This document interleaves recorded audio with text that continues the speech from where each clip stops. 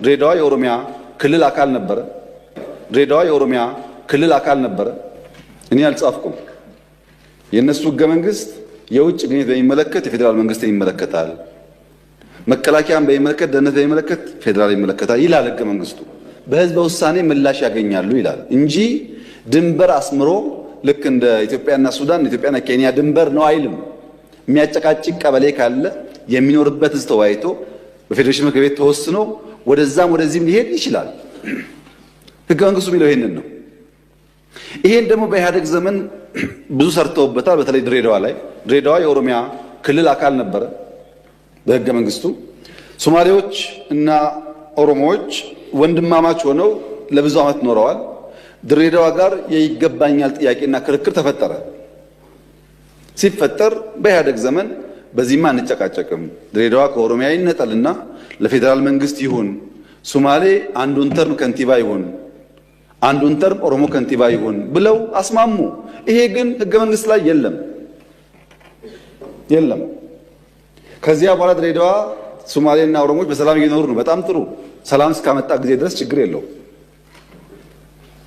አሁን በሶማሌና በኦሮሚያ መካከል የብዙ ቀበሌዎች ጥያቄ አለ። ብዙ በሲዳማና ወላይታ መካከል አለ ጥያቄ። በአፋርና ሶማሌ መካከል ጥያቄ አለ። ዩኒክ አይደለም። ወልቃይት ላይ ጥያቄ ዩኒክ አይደለም። ሁሉም ጋር ጥያቄ አለ። ሁሉም ጋር የሚፈታው ግን በሰላማዊ መንገድ ህዝቡ ቦታው አርፎ በህዝብ ውሳኔ መሆን አለበት ነው።